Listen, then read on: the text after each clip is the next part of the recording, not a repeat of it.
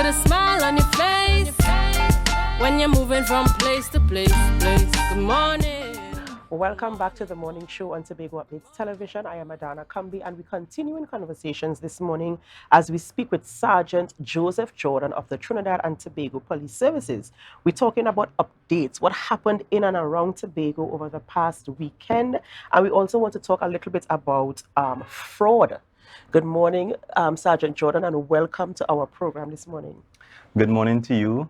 Good morning to Trinidad and Tobago, your viewing and listening audience. Thanks for having the Trinidad and Tobago Police Service. Of course. Right, so let's go straight into our updates. Right, so our comparative period of 2022 versus 2023, we're looking at the 1st of January to the 9th of October.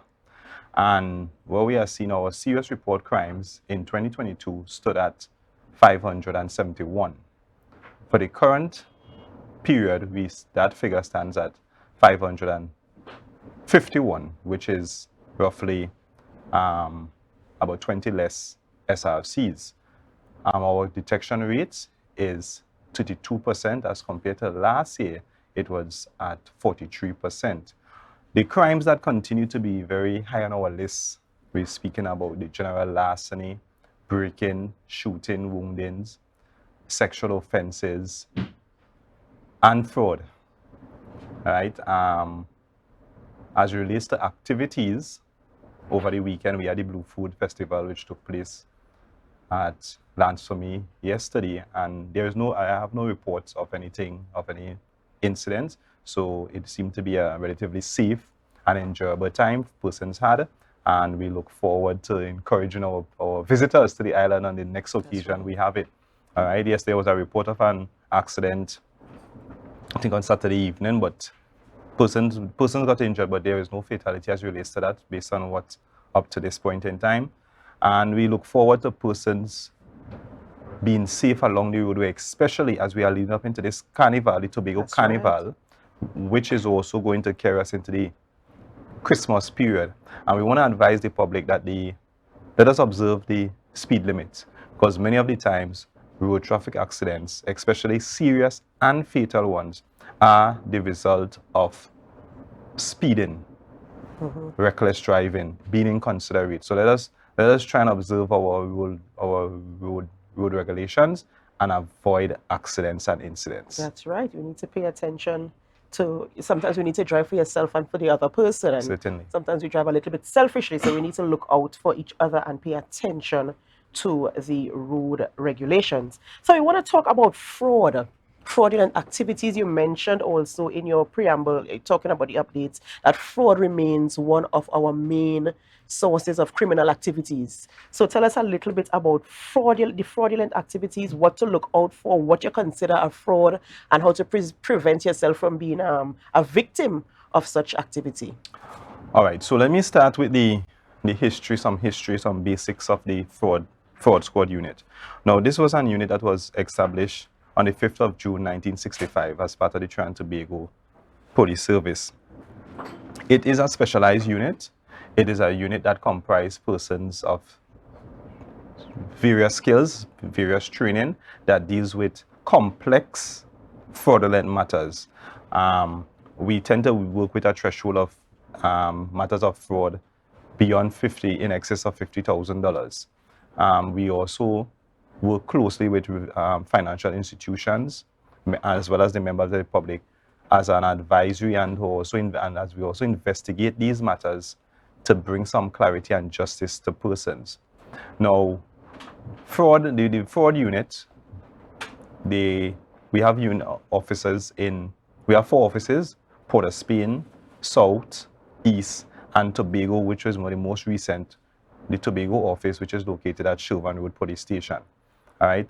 Our email is at fraud@ttps.gov.tt, and the contact number that you can reach those offices at is 612-2470, and the extension in particular for Tobago is 14139 and 14154. As I said, we are located at Shervan Road Police Station. What we can see when we look at our statistics, as comparing last year to this year, in 2022, we recorded 4 fraudulent matters. For the same period this year, we are recording 29. So there's a significant increase, and it's not that it was not happening. I believe that persons will not reporting it, because in times gone by, some persons would have actually have to go to Trinidad to have their matter reported and investigated, or the matter would have to be recorded in the Tobago division and transferred to Trinidad, where somebody would come to Tobago and do the investigation. So the office being in Tobago makes it a lot easier for person, right, and accessible. So some of the matters that we tend to deal with, land matter. Land matters is one of the prevalent ones in Tobago. The sale of motor vehicles. Persons lending money, and they're not a financial institution. So you know, a lot of us, we have a good friend. So let me borrow a little 5,000, I go pay you back next week. Next week never come, and then you come by the police. Right. So all these things are some of the issues that we have to treat with. We deal with ATM fraud, or to those persons who go to the bank, the teller, the bank machines, and their cards may be skimmed. They lost their card. They report money is missing from their account. All these are things that we treat with, and we deal with the criminal aspect, not the civil aspect of fraudulent activities. And that is one of the challenges that other people encounter, because most persons, when they come to us, they want to get back their money. Yes. I will want to get back my money. Our role and function is not to get back your money. We are going to investigate the matter. Right. And if there is sufficient evidence, it will be taken before the court, and the court will treat with it as best as you can. However, in retrieving your money, you can take a civil action against the person, and through that means you can get back your money that you would have invested or lost. And as I mentioned, the word invested, you know, in times we talk about these susu and these investments that persons claiming that if you put in 10,000, you'll get 20,000 by the end of the day. Now, the reality of that is, how real can that be? How are they going to invest that kind of money and get such high returns? Right. If it's too nice, I mean, something is wrong. Check it twice. Right? Yes. So we are advising persons with these sort of investment schemes, verify from the person or the institute or institutions if they are registered with the Central Bank of Trinidad and Tobago. What is your portfolio as relates to these type of investment that you are claiming that you are involved in, and it will help you in being a victim of fraud. Right? Avoid doing transactions on the side of the road, by the mall, on weekends, and outside of business hours. One of the skills that fraudsters use is to operate outside of banking hours. So, for example, they will tell you to do a transaction Friday 6 afternoon. o'clock, Saturday, Sunday. Right. So, but most of the times, the banking institutions are closed, and you cannot verify your transaction, and they always quick to tell you, this is the last one. 2 more coming now.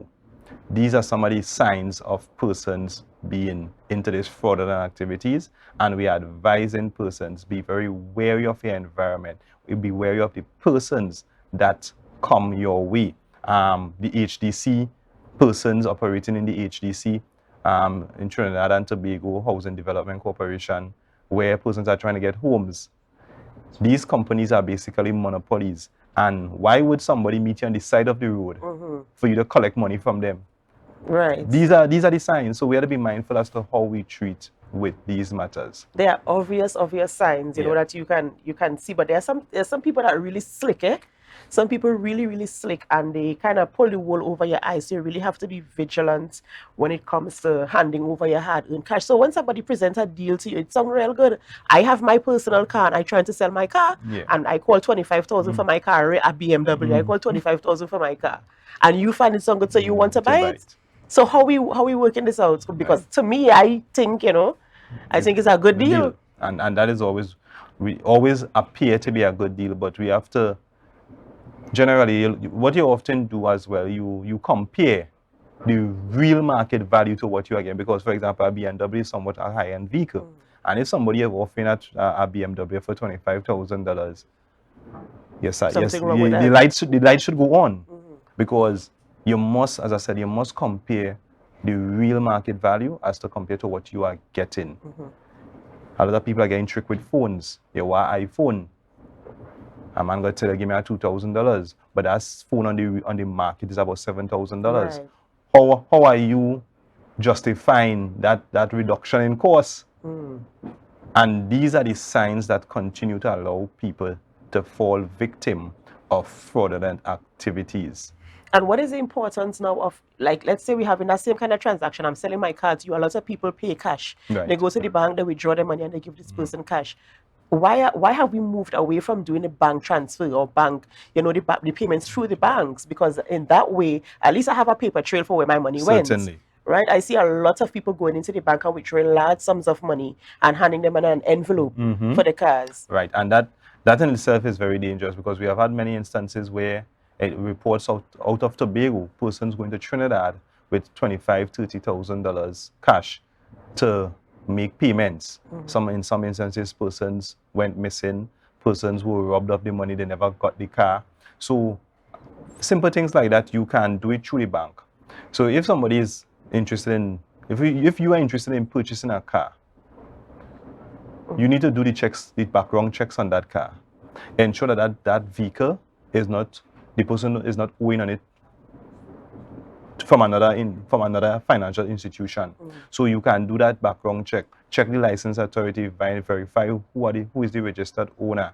And as it relates to the money, you can do a manager's check. That's right. Go to the bank, get a manager's check, and pay the person, rather than you walking around with large sums of money and being robbed and having unfortunate instances like even losing your life. So these are some of the little signs that you have to pay attention to. Let us use the legitimate authorities that are available to us so that we can utilize the resources available and safeguard ourselves and our hard-earned money. And I remember there used to be a time, like, if you go to the bank with a large sum of money, or you go to withdraw a large sum of money, they would ask you where the money coming from or why you're withdrawing this large amount. So I think, we need to work in partnership with each other to ensure the safety of your patrons, and also to reduce the level of fraud, the risk of fraud. Certainly. Because I clearly remember one time the bank, $5,000, $5,000 I walk in the bank with, where I get this from, and I'm employed. So there was a time when measures were more stringent, but now